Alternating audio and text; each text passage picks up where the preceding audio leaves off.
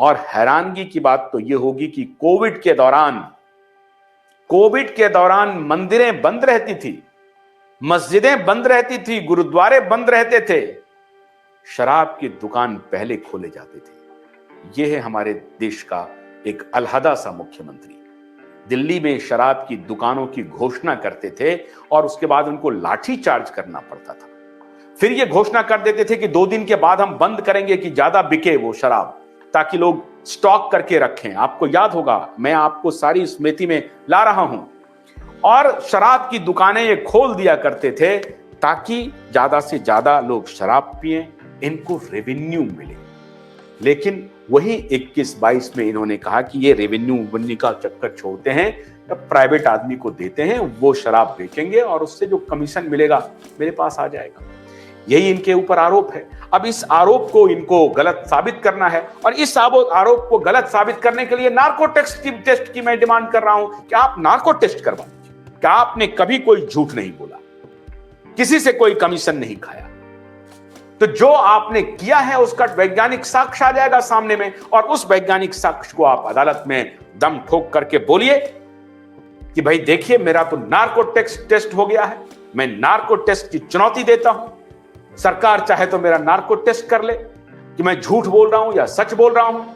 मैं अरविंद केजरीवाल और माननीय सिसोदिया जो कट्टर ईमानदार हैं, एकदम कट्टर, 100% 24 कैरेट कट्टर ईमानदार, 100% 24 कैरेट वाले अपने दोनों प्रतिष्ठित उप मुख्यमंत्री और मुख्यमंत्री से आग्रह करता हूं, अपील करता हूं कि आप नार्को टेस्ट के लिए सरकार के सामने आवेदन कर दीजिए, आवेदन लगाइए आप सरकार के सामने। क्योंकि अभी जो कोर्ट ने आपको 5 दिन के लिए भेजा है, तो कोर्ट तो मूर्ख होगी नहीं जो आपकी दलील को सुना नहीं, आपके वकील की दलील को सुना नहीं।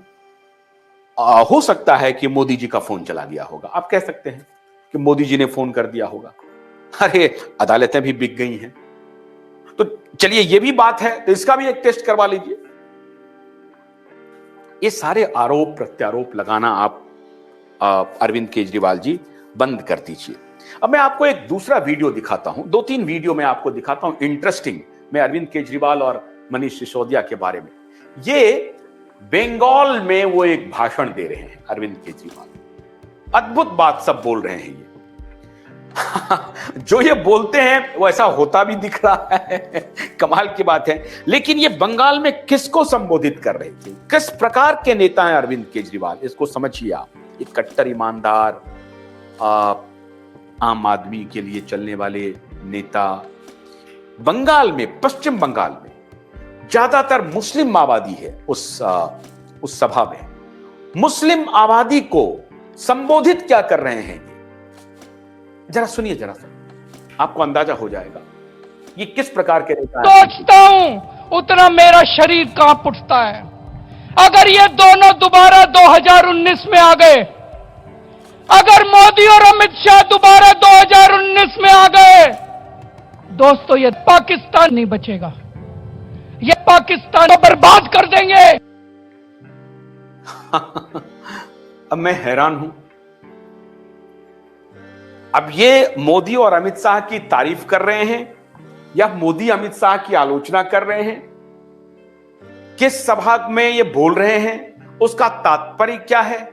मैं ये सिर्फ बताना चाहता हूं कि ये नटवर लाल है और पूरी जिम्मेदारी के साथ कह रहा हूं, कोई जाति दुश्मनी नहीं है। लेकिन इस नटवर लाल को मैं आपके सामने खोल रहा हूं। ये कितना बड़ा नटवर लाल है, इसको पहचानिए आप, इस व्यक्ति को पहचानिए। इसने कोविड के दौरान जो पाप किया है वो तो किसी से छिपा नहीं है, लेकिन इसका नटवर लाल, इसकी चालाकी देखिए।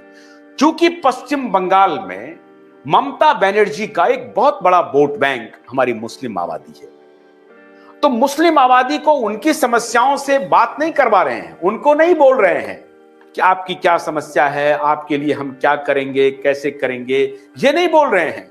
मोदी और अमित शाह को कह रहे हैं कि अगर ये आ जाएंगे तो पाकिस्तान को बर्बाद कर देंगे। अब ये ममता बनर्जी का समर्थन कर रहे हैं या अमित शाह और मोदी का समर्थन कर रहे हैं? ये क्या कर रहे हैं? क्योंकि पाकिस्तान एक मुस्लिम बहुल स्टेट है, और मुस्लिम आबादी वहां पर इनके भाषण में के केंद्र में है, जहां ये सभा हो रही है, तो मुस्लिम को इकट्ठा करने के लिए बयान क्या दे रहे हैं? बयान दे रहे हैं कि अमित शाह, मोदी अगर दोबारा सत्ता में आ गए तो पाकिस्तान बर्बाद हो जाएगा। तो जाहिर है कि पाकिस्तान की बर्बादी को लेकर तो भारतीय खुश होंगे। तो ये किसकी तारीफ है? ये अमित शाह की तारीफ है, मोदी की तारीफ है, या ममता बनर्जी की तारीफ है?